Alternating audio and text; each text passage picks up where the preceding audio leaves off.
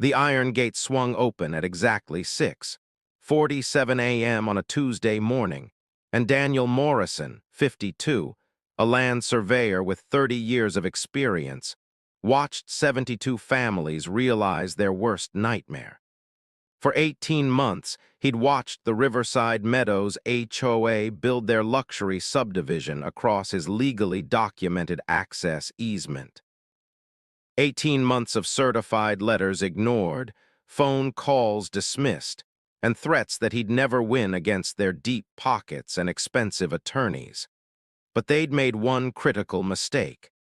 They'd forgotten that the quiet man who measured property lines for a living knew exactly where every legal boundary existed. And today, Daniel was reminding them. Before we see how one man brought an entire HOA to its knees using nothing but legal documents and patience, hit that like button and subscribe for more stories where entitled people finally meet their match. This is a story in 3 parts. The violation that transformed a peaceful property owner into a force of legal reckoning. The confrontation where decades of expertise met corporate arrogance. And the resolution where justice arrived with the screech of moving trucks and the sound of panic. In the first part, you'll experience Daniel's growing horror as he watched bulldozers roll across land that had been in his family for 4 generations. You'll feel his frustration as every attempt at reasonable communication hit walls of condescension and dismissal. You'll witness the moment when a soft-spoken professional realized that playing by the rules would require him to use every weapon those rules provided. The transformation wasn't sudden. It was methodical, calculated, and absolutely devastating. In the second part, you'll see the moment when power shifted completely. When Daniel walked into that emergency HOA meeting with a folder that would make board members go pale. When attorneys who'd laughed at his concerns suddenly stopped laughing. When the word easement went from legal jargon to a term that would haunt 72 families. In the third part, you'll witness the unraveling, the chaos, the desperate negotiations, and the justice that came not from anger but from one man who simply refused to let entitled people steal what was his. Here's exactly how it happened. Daniel Morrison had never imagined he'd become a problem for anyone. At 52, he'd spent his entire adult life measuring property boundaries, resolving disputes before they escalated, and helping families understand exactly what they owned. His 40-acre property in Henderson County sat nestled against what used to be farmland, accessed by a private dirt road that cut through the adjacent parcel. The easement had been documented since 1947, when his grandfather had sold the neighboring land but retained permanent access rights. Daniel had the original deed, the survey maps, and 78 years of continuous use. He'd never thought twice about it. The first sign of trouble arrived on a humid morning in late March when Daniel noticed survey stakes with orange flags dotting the neighboring property. He'd walked over that afternoon, curious about development plans, and met the site foreman of Riverside Development Corporation.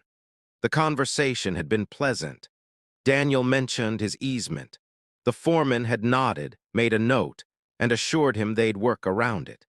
Daniel went home satisfied that reasonable people would handle things reasonably. 6 weeks later, the bulldozers arrived.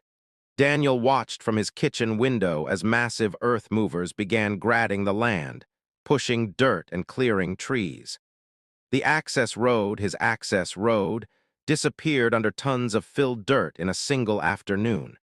He'd stood there with his coffee mug, watching 78 years of legal right vanish beneath treads and diesel exhaust. His hands had trembled as he set down the mug and reached for his phone.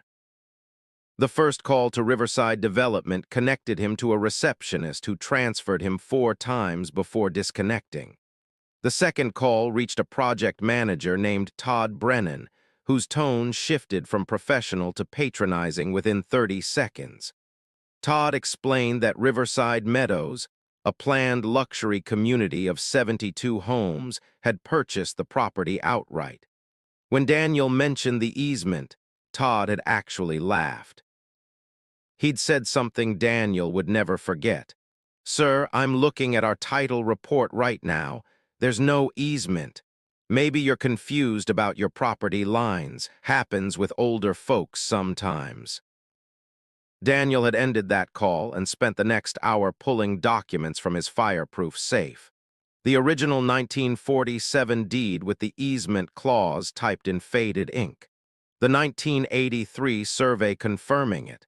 The 2001 title insurance policy acknowledging it. The 2015 county records search he'd commissioned during his own refinancing. Everything documented, everything legal, everything indisputable. His certified letter to Riverside Development, sent with delivery confirmation, outlined the easement and demanded immediate restoration of access. It was returned unopened 2 weeks later with "refused" stamped across it. His second letter, sent to the HOA board forming for Riverside Meadows, never received a response. His call to the county planning department revealed that Riverside had indeed disclosed the easement in their development application, buried on page 47 of a 200-page filing, but had proceeded anyway, apparently betting that Daniel wouldn't fight back. For 3 months, Daniel watched them build. Concrete trucks rumbled past his property on the new development roads they'd constructed, pouring foundations where his legal access used to exist. Framing crews raised walls.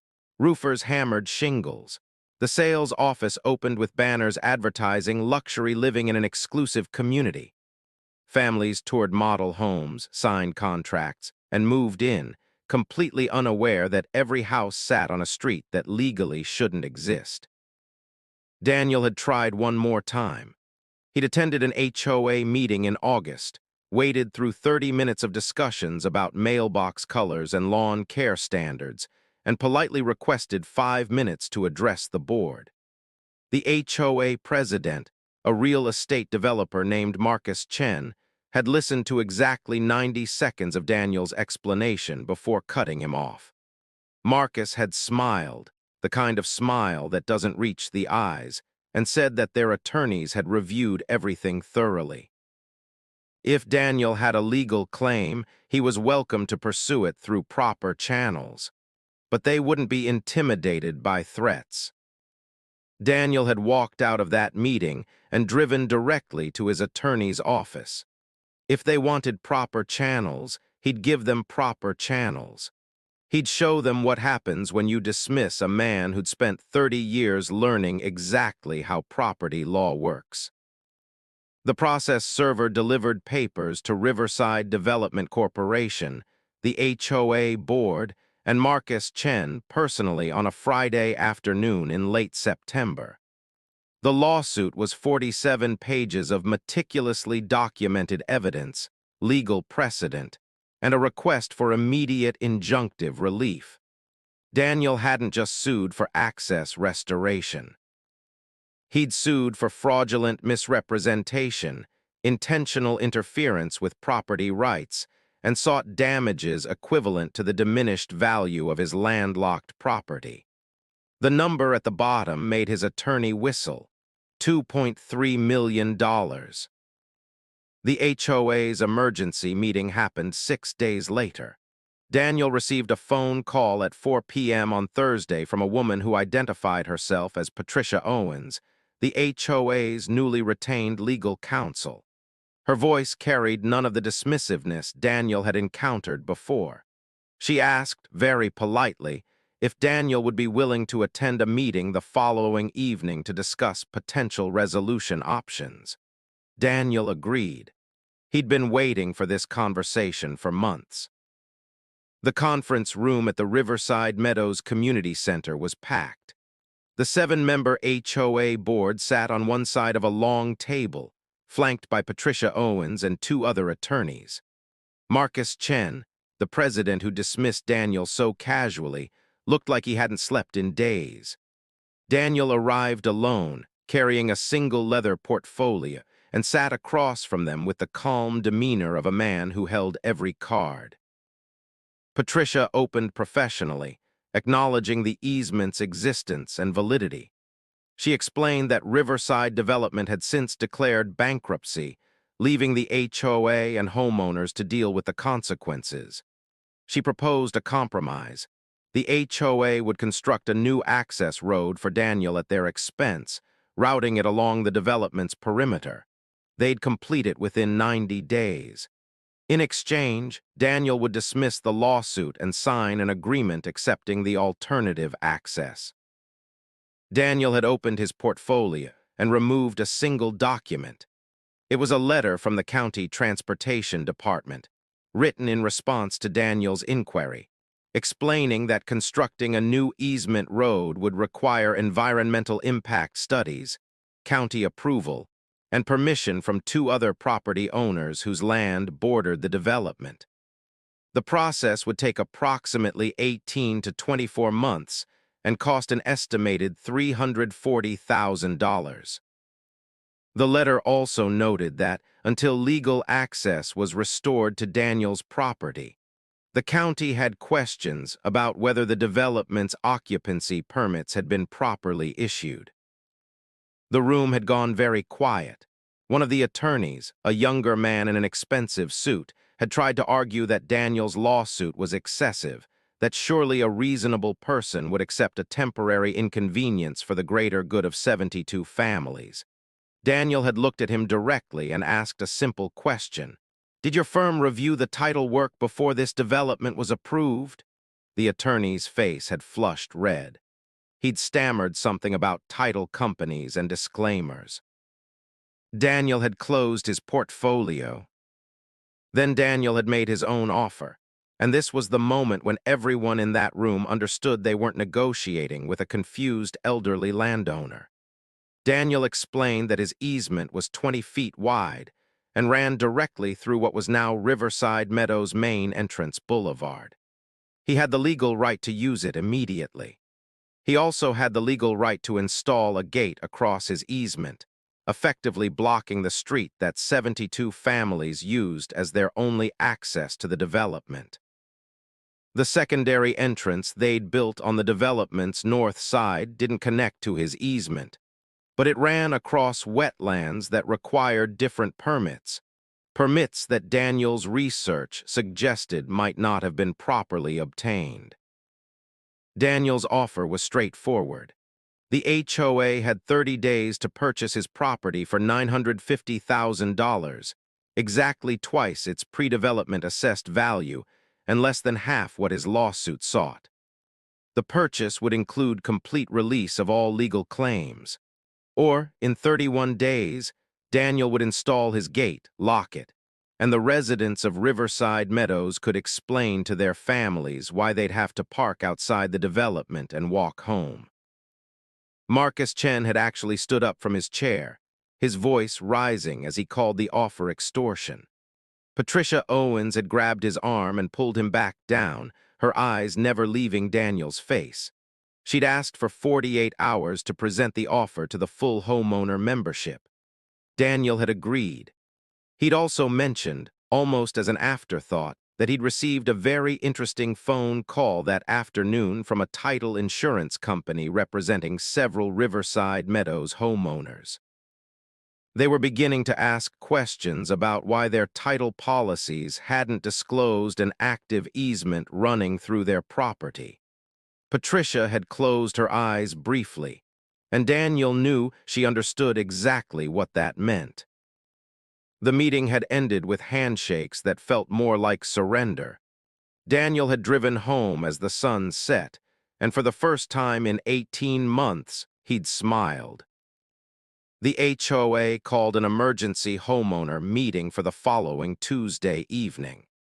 Daniel wasn't invited, but he heard about it from 3 different neighbors who lived outside the development and found the entire situation grimly entertaining. According to them, The community center had been packed with furious homeowners demanding to know why they'd never been informed about an easement running through their neighborhood. Patricia Owens had presented Daniel's offer alongside an analysis from their legal team confirming that, yes, Daniel could legally block their street. And no, there wasn't a realistic alternative that wouldn't take years and cost more than Daniel was asking. The vote had been contentious. Some homeowners had wanted to fight, to call Daniel's bluff, to sue him for harassment. Others had pointed out that their property values would crater if the development became inaccessible. The HOA's insurance carrier had already sent a letter indicating they might not cover the legal costs of continued litigation since the easement had been documented before the development was built. In the end, 61 of 72 homeowners had voted to accept Daniel's offer. The 11 holdouts had been furious, but majority ruled. The complication arrived on Thursday morning when Marcus Chen, the HOA president, showed up at Daniel's property unannounced. He'd been removed from the HOA board 2 days earlier in a recall vote, but apparently hadn't accepted reality yet. Marcus had stood in Daniel's driveway, his face red, his voice shaking, and accused Daniel of destroying families and ruining lives. He'd said that Daniel was no better than the developers he claimed to oppose, that this was about greed, not principle. Daniel had listened quietly, then walked to his truck and retrieved something from the toolbox. It was a faded photograph in a plastic sleeve, showing a dirt road cutting through farmland with a small boy standing next to an older man. Daniel's grandfather and 8-year-old Daniel, taken in 1981, standing on the Easement Road. Daniel had explained, his voice never rising, that the road had been his path to school, to town, to everywhere that mattered in his childhood. His grandfather had negotiated that easement specifically so future generations would always have access. Daniel hadn't asked for anything unreasonable. He'd asked for what was legally his, what had always been his, and what the HOA had destroyed without permission or apology. Marcus had left without another word. 3 hours later, Daniel received a call from Patricia Owens informing him that Marcus had resigned from the HOA entirely, and that closing documents for the property purchase would be ready within 10 days. Patricia had also mentioned, her tone careful, that Marcus's wife had filed for separation that morning. Apparently, she discovered that Marcus had personally invested $175,000 in the Riverside Development Corporation and had known about the easement issue before the first home was built. He'd gambled that Daniel wouldn't fight. He'd lost everything. The closing happened on October 29th in a title company conference room.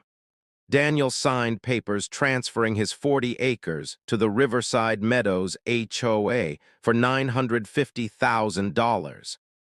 The HOA signed papers accepting permanent responsibility for the property and the easement that ran through it. Patricia had included one additional clause that Daniel hadn't requested, a formal apology letter signed by the entire current HOA board, acknowledging that Daniel had attempted to resolve the matter peacefully for 18 months and had been dismissed, ignored, and insulted. 2 months later, Daniel stood in his new property, a smaller but more accessible 15-acre parcel 40 miles north, watching his horses graze in December sunlight. He downsized intentionally, wanting something manageable for his approaching retirement. The $950,000 had paid for the new property outright, with enough left over to build the stable he'd always wanted. His phone rang occasionally with calls from Riverside Meadows homeowners, some apologetic, others still angry, all wanting to know why he'd done this. Daniel's answer was always the same. He'd done exactly what they would have done if someone had stolen their property and told them it didn't matter. The Riverside Meadows HOA had converted Daniel's former property into a community park. They'd had to. Leaving it undeveloped while maintaining an easement through their main street was the only way to prevent future legal challenges. The park included a historical marker, installed at Patricia Owen's suggestion, explaining the easement's history and acknowledging the Morrison family's 4 generations of ownership. Marcus Chen's name appeared nowhere in the development's official history. Daniel visited the park once, 3 months after closing.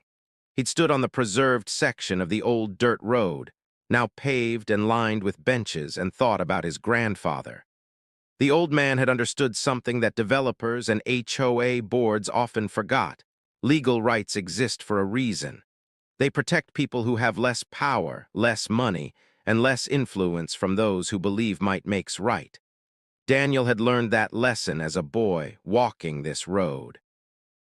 And in the end, it was the lesson he'd taught 72 families who'd never expected the quiet surveyor to fight back. Justice, Daniel had discovered, didn't always arrive quickly.